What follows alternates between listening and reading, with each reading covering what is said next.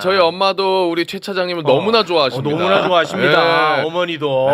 근데 이제 우리 최 차장님이 저희 엄마랑 6살 차이밖에 안 나죠. 아이씨, 거짓말하지 마. 우리 엄마 72년생인데 아니 너네 엄마 왜 이렇게 일찍 낳았어? 아빠 처음 만나자마자 감겨가지고 결혼해가지고 많이 고통스러워합니다. 아니 너네 엄마가 72년생 왜 이렇게 젊어? 깜짝 놀랐네. 네. 와. 사실상 아빠라고 해도 되나? 엄마 예뻐? 죄송합니다. 네네. 지금 국회에서는요. 네. 운영위가 지금 진행이 되고 있거든요. 근데 오늘 이제 국회 운영위는 크게 이제 두 가지 건입니다. 이제 대통령실 직원들이 다 나옵니다. 네. 그분들과 함께 최상병 특검에 대한 부분, 그리고 김건희 여사 디올백에 대한 부분을 오늘 많은 것들을 또 묻고 답하는 자리가 되는데 지금 진행이 되고 있어가지고 뭐 자세하게 저희가 살펴보진 못했지만 잠깐 보니까 디올백에 대해서는 정진석 비서실장이 나와가지고 이 저급하고 비열한 공작 사건이다라고 이야기를 하면서 영부인의 돌아가신 아버님과 잘 아는 사이라고 최재형 목사가 얘기하면서 접근했다라고 이야기를 했는데 이거는 최재형 목사 주장에 따르면 전혀 사실이 그렇죠. 아니거든요. 직접 얘기하셨잖아요. 나와서. 예, 얘기했잖아. 이미 뭐 국가에 대한 이야기로 접근을 해가지고 만난 다음에 알고 봤더니 맞아. 그런 인연이 있더라. 맞아. 사후적으로 그런 인연을 알게 됐다는 건데 뭐 이런 이야기를 하고 있고요. 그리고 최상병 특검과 관련해서는 비서실장이 이거 위헌적 소지가 있어서 거부권 행사해야 된다. 이런 이야기를 지금 하고 있습니다. 먼저 대놓고 국민의 건강과 직결되는 문제죠. 의정 갈등. 이거 지금 계속되고 있는 상황인데 세브란스 병원 연대 의대 교수들은 지난 27일부터 다시 무기한 휴진에 돌입을 했고요. 네. 그리고 서울 아산병원 의사들 역시 다음 달 4일부터 일주일간 휴진을 계획하고 있고요. 그리고 다음 달 26일이면 전국 의대 교수들이 다 함께 휴진하는 방안을 논의하고 있습니다. 의료 공백이 정말 심각한 그런 상황입니다. 그러다 보니까 너무 안타깝게도 환자 가족들이 길거리로 결국은 나오게 됩니다. 맞습니다. 논란이 되고 있는 것이 있죠. 김진표 전 의장의 발언으로 비롯된 것인데 네. 저가 이제 금요일에 잠깐 다루긴 했었는데 그 이후로 계속해서 논란이 커지고 있습니다. 네. 이태원 참사가 있고 한 달 뒤 12월 5일에 국가조찬 기도회가 열렸는데 그곳에서 윤석열 대통령하고 당시 김진표 국회의장이 독대를 합니다. 그곳에서 김진표 의장이 윤석열 대통령에게 들은 말을 회고록을 통해서 세상에 알렸는데 그 내용은 굉장히 충격적이었죠. 윤석열 대통령이 이태원 참사에 대해서 이렇게 이야기를 했다는 거예요. 이 사고가 특정 세력에 의해 유도되고 조작된 사건일 가능성도 배제할 수 없다라고 이야기를 했다는 거야. 근데 이게 이제 세상에 알려지니까 얼마나 비판 여론이 컸겠습니까? 그러자 이제 대통령실은 국회의장을 지낸 분이 독대를 요청해서 나눈 얘기를 멋대로 왜곡해 세상에 알린 점이 개탄스럽다라고 이야기를 했어요. 어떤 발언을 어떻게 왜곡했다는 말은 한마디도 없습니다. 자, 그러다 보니까 바이든 날리면처럼 진실 공박으로 흘러가게 되나 싶었는데 당시 민주당 원내대표였던 박홍근 전 대표가 나섰습니다. 네. 당시 김진표 의장하고 박홍근 원내대표가 많은 이야기를 나누는 관계지 않았겠습니까? 네. 그런데 그런 대화를 자신의 태블릿 PC에 메모를 다 해뒀던 거야. 그 메모를 이번에 공개를 했는데 그 내용이 김진표 의장이 회고록에 담은 내용을 뒷받침할 만한 내용입니다. 터무니없는 자, 어떤 주장들을 내용? 많이 했습니다. 뭐 아보카도 오일을 뿌려가지고 뭐 사고를 유발했다, 뭐 이런 것들이 있었단 말이에요. 근데 그걸 왜 네. 대통령이 아니, 그러니까 있었어요. 근데 문제는 네.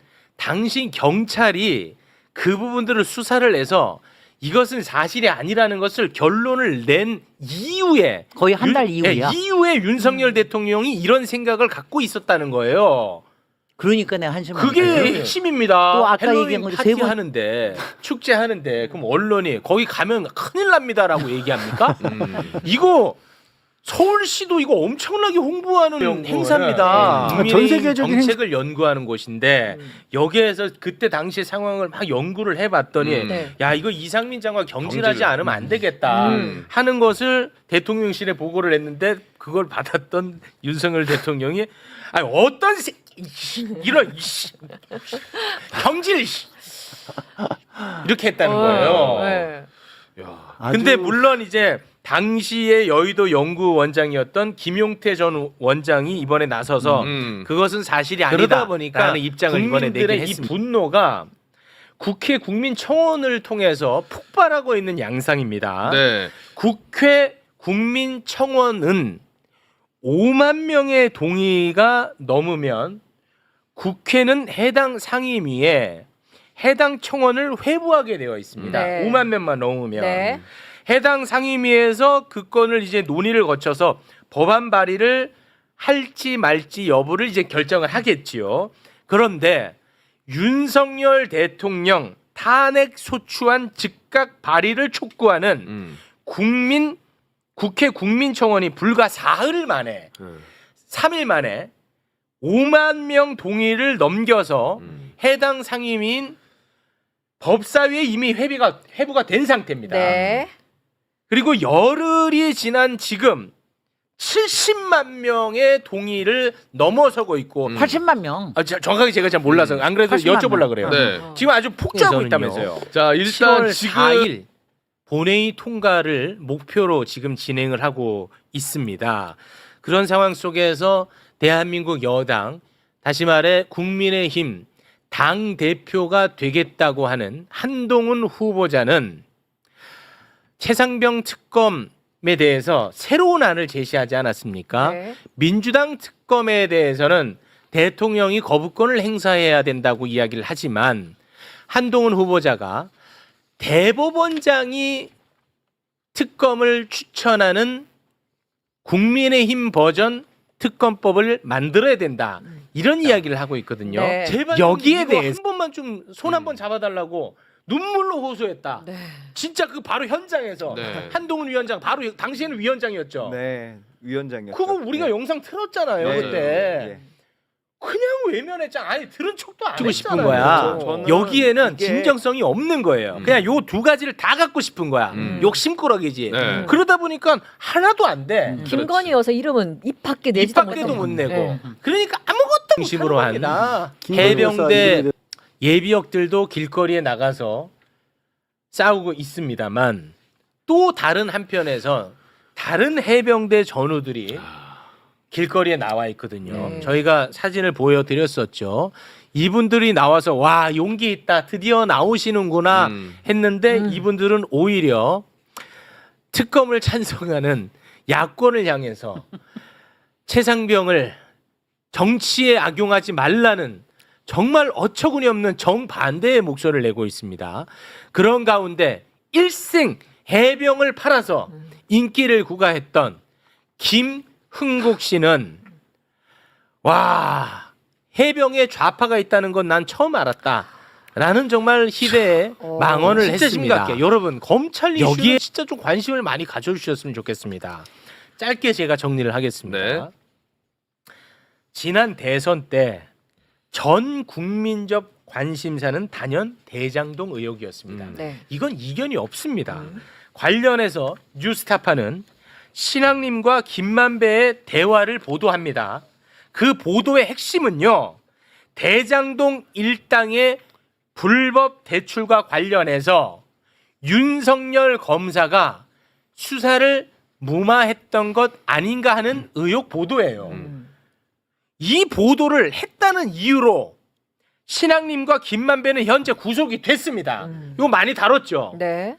그런데 이번에 그 구속도 부족했는지 구속 기한을 연장을 또 시켰어. 연장됐어 또. 네. 와 진짜 너무 과도하지 않습니까? 근데 여기서 끝나는 게 아닙니다. 끔찍한 일은 계속됩니다. 지난 2020년 5월 주택 매입 자금을 마련할 목적으로 김만배 씨로부터 1억 원을 빌린 혐의로 검찰 수사를 받아온 전직 한국일보 간부 김모 씨가 있었는데요. 이분이 이번에 숨진 채 발견이 됐습니다. 검찰은요, 이 숨진 김모 씨가 돈 거래를 대가로 대장동 일당에게 우호적인 기사를 쓰거나 불리한 기사를 막아달라는 청탁을 받았다고 보고 지난 4월부터 이 김모 씨를 압수수색 등 수사를 해왔었던 겁니다. 네. 4월에 수사 있었고 이번에 돌아가신 거죠. 네. 근데 저는 진짜 이걸 묻고 싶어요. 검찰은 의혹이 있다고 압수수색을 해도 되고 언론은 의혹이 있어도 기사 쓰면 안 됩니까? 너무 이상하잖아. 그렇죠. 잣대가 맞지? 그렇죠. 그런데 여기서 끝나는 게 아닙니다.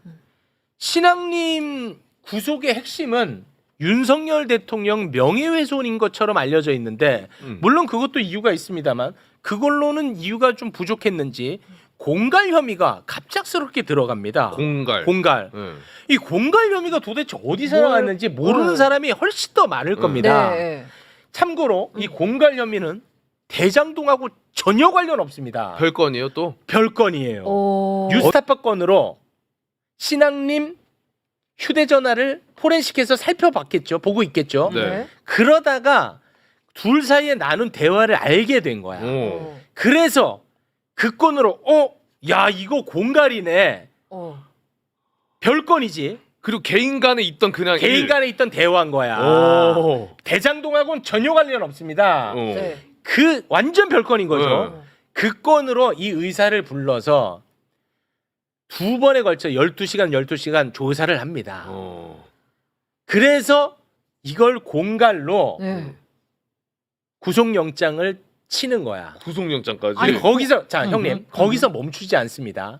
이 의사의 주장에 따르면 문재인 대통령도 계속 엮으려는 느낌을 받았다는 거예요. 왜냐면 문재인 대통령 이름이 잠깐 나오잖아. 나오기는 책방이 잠깐 나오긴 하잖아. 그래서 그쪽으로 계속 엮으려고 했다는 거야. 그런데 아무리 엮으려 해도 어렵잖아. 그래서 엮으려다가 멈추고 그랬다는 거야. 대선 끝난 지가 지금 얼마나 지났습니까? 네. 2년이 넘었습니다. 네. 그런데 이재명 후보 당시 캠프에 있었던 사람을 지금도 소환을 해서 조사를 하고 있다고 합니다. 선거법 위반으로. 예, 근데 해가지고. 나는 이거 내용을 아무리 들여다봐도 이해가 안 가는 게 말도 안 되는 거예요. 이게 뭐냐면 어떤 한 민간인이 있어. 네. 네. 그 민간인이 있는데 이재명 캠프에서 정책 자문을 했다는 게 문제라는 거예요. 네. 근데 민간인이 정책 자문한 게 왜 문제냐?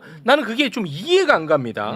이걸로 공직선거법 위반 혐의로 소환 조사를 마쳤다는데